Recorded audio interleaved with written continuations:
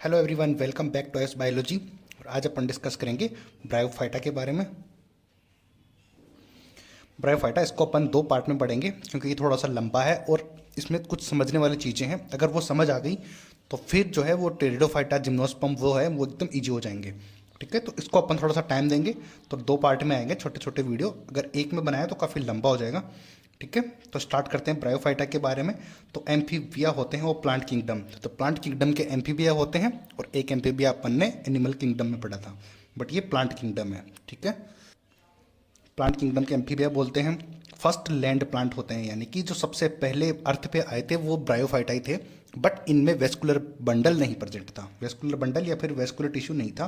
लिखा हुआ है ना यहाँ पे, विदाउट वेस्कुलर बंडल या फिर वेस्कुलर टिश्यू भी आ जाए तो भी आपको नहीं करना है इसके अंदर, यानी कि इसके अंदर वेस्कुलर बंडल या फिर वेस्कुलर टिश्यू प्रेजेंट नहीं थे। बट ये अर्थ पे आने वाले पहले प्लांट थे।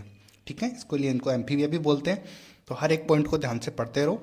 तो अब अगली बात करते हैं इसके फर्स्ट कैरेक्टर यानी कि नेचर के बारे में। तो इनका नेचर होता है very differentiated than algae like thallus या फिर थैलस इसको बोलते हैं। ये स्पेलिंग इस तरीके से है बट मैंने इस तरीके से लिख दी है। स्पेलिंग पे मत जाना यार, स्पेलिंग हो सकती है मिस्टेक, बट एक पेपर में तो सही सही आएगी ना स्पेलिंग वगैरह सब, तो उसको उसके लिए डरना नहीं है।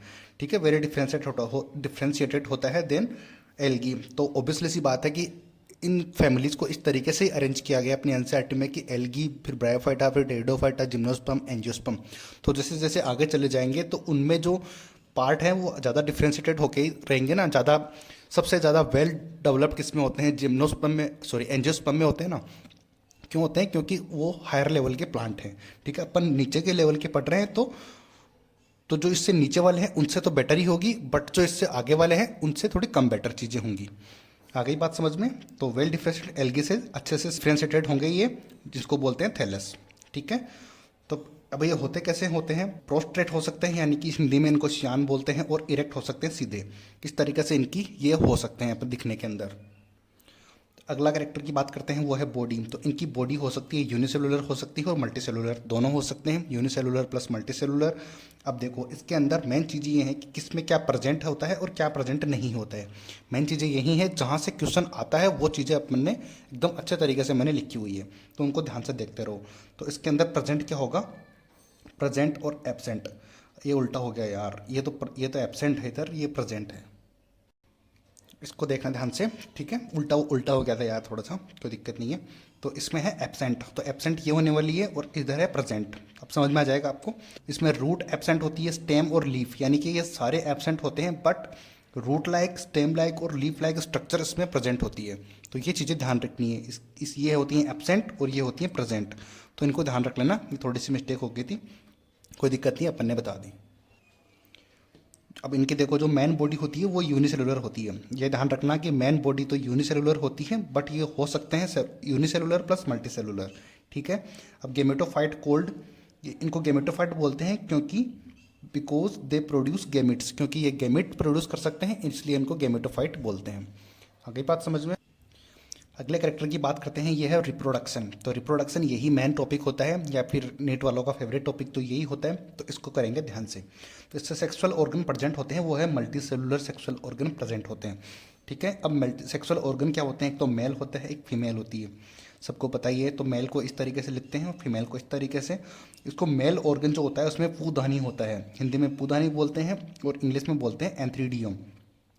इसको इस तरीके से बोलते हैं फीमेल को, और आर्किगोनियम इसको इंग्लिश में बोलते हैं, तो दोनों के लिए हेल्पफुल हो जाएगा। ठीक है, इसके अंदर ये प्रोड्यूस करते हैं कि दो फ्लैजिलेटेड एंथ्रोजोइड्स, यानी कि दो फ्लैजिलेटेड टू एंथ्रोजोइड्स ये प्रोड्यूस करेंगे जो कि फ्लैजिलेटेड होंगे।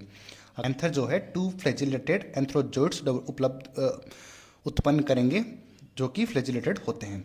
ठीक है, और ये किस तरीके की होती है? आर्किगोनियम जो है फ्लास्क लाइक स्ट्रक्चर होती है, सिंगल एग उसके अंदर प्रेजेंट होता है। इन दोनों को कर देखते हैं आगे। अब ये दोनों आगे चल के फ्यूज होंगे, फ्यूजन से क्या बनेगा? जाइगोट। फ्यूजन होता है, जाइगोट ही बनता है। अब जाइगोट जो है मल्टी सेलुलर स्पोरोफाइट फॉर्म्स। अब जो स्पोरोफाइट होता है वो मल्टी सेलुलर स्पोरोफाइट बनता है instant of quick meiosis in zygote, यानी कि जाइगोट वहाँ पर नहीं, जाइगोट के अंदर तुरंत मियोसिस नहीं होता, यानी कि जाइगोट बना ना यहाँ पे, तो यहाँ पे जाइगोट बना बट इसके अंदर तुरंत मियोसिस होना स्टार्ट नहीं होगा। इसमें मियोसिस होने की बजाय यहाँ पर एक मल्टीसेलुलर स्पोरोफाइट बन जाता है। बहुत इंपॉर्टेंट पॉइंट है कि जाइगोट बनने के बाद इसमें मियोसिस नहीं होता है, तुरंत तुरंत मियोसिस नहीं होता, बट कि जबकि इसमें एक मल्टीसेलुलर स्पोरोफाइट बनता है।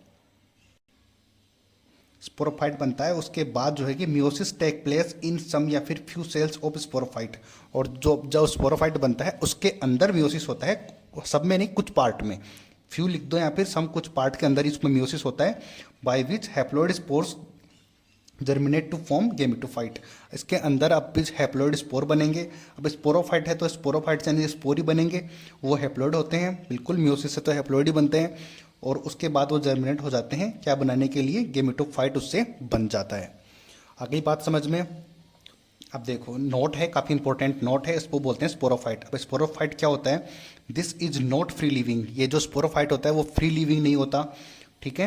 एक एक चीज़ को ध्यान से देखना, this is attached to the gametophyte, ये गेमेटोफाइट से अटैच रहता है टू टेक या फिर गेट फूड या न्यूट्रिशन लेने के लिए ये गेमेटोफाइट से अटैच रहता है, ये फ्री लिविंग नहीं रहता है, ठीक है, क्योंकि जो गेमेटोफाइट होता है वो फोटोसिंथेटिक होता है, ठीक है, फोटोसिंथेसिस इसमें गेमेटोफाइट करता है, इसीलिए जो स्पोरोफाइट होता है वो फ्री लिविंग नहीं होता। फ्री लिविंग क्यों नहीं होता, क्योंकि वो गेमेटोफाइट से अटैच होता है न्यूट्रिशन लेने के लिए।